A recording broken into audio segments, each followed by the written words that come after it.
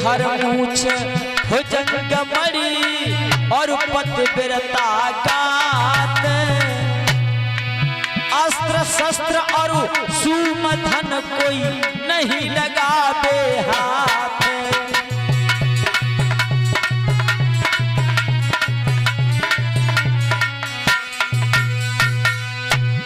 केहर कहते हैं सिंह को, सिंह की मूछ का बाल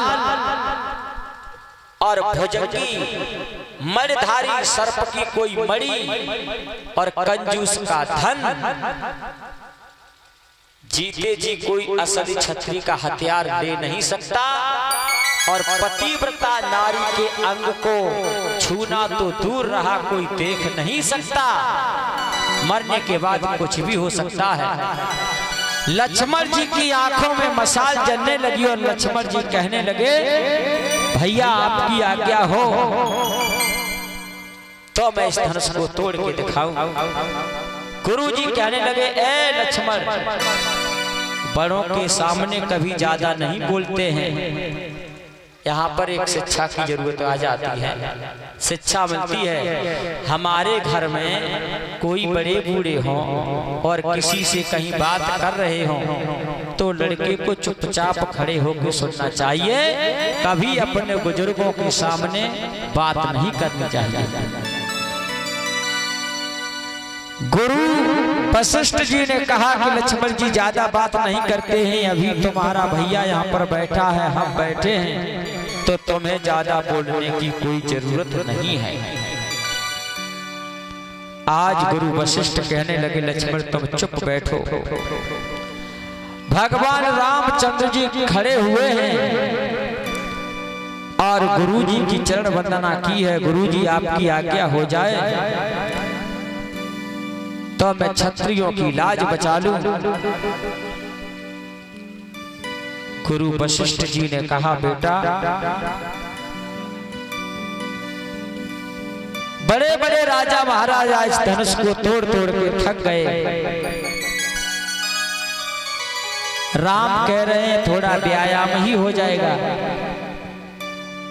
गुरु जी ने कहा बेटा जैसी आपकी इच्छा हो। भगवान राम गुरु की चरण वंदना करते हैं और रामायण में तुलसीदास जी लिखते हैं प्रातः काल होत रघुनाथा मात पिता गुरु नावै माथा। प्रभु श्री राम के पास माता पिता और गुरु की शक्ति थी। क्योंकि प्रातः काल ब्रह्म मुहूर्त में सूर्योदय से पहले माता पिता के चरणों में अपना मस्तक टेकते थे, माथा रखते थे। और आज का राम घुटनों तक हाथ जाने देता है, जाने भी नहीं देता।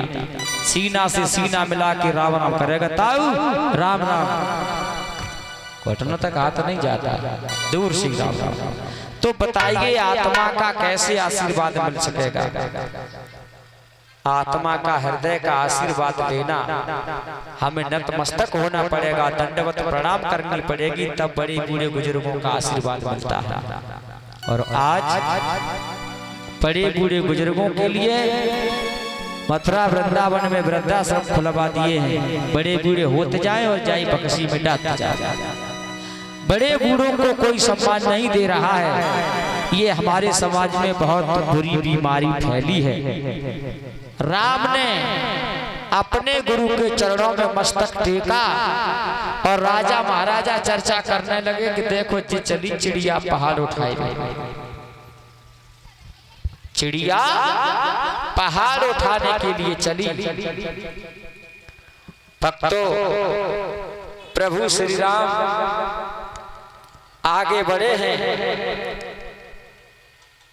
तो यहाँ पर रामचरितमानस चौपाई कह रही है,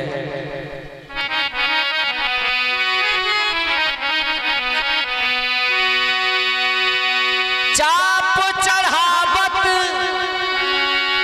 खेचत गाढ़े काहू न लखा लखत सब ठाड़े। किसी ने नहीं देखा कि राम ने कितने समय किस समय कौन से पक्ष पर राम ने डोरी चढ़ा दी। सभी देखते रहे, काहू न लखा देख सब ठाल। और धनुष टूट भी गया, चकाचौंध हुआ, आकाश में बिजली तड़तड़ानी और उसी चकाचौंध पौधा में धनुष टूट गया। ये तो परम उसी परमात्मा को मालूम है।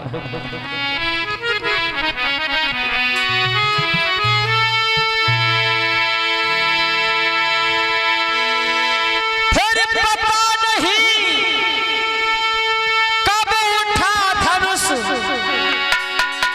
आवाज आई एक भुवनों में, और धनुष टूट दो खंड हुए, भर गई घोर धुन भुवनों में।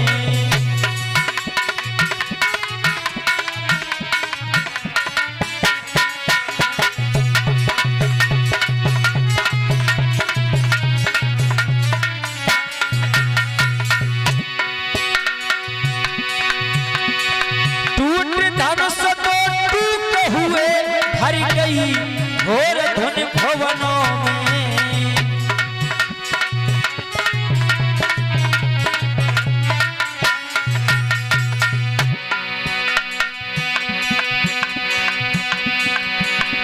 कथा उन हरि की बड़ी कठिन है, कथा उन प्रभु की बड़ी कठिन है।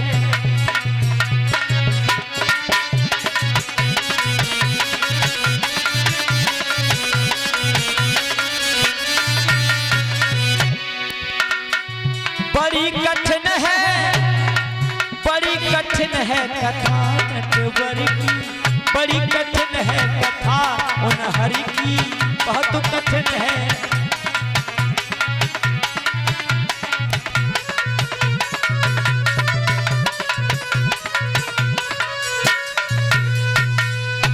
बोलिए गोविंद भगवान।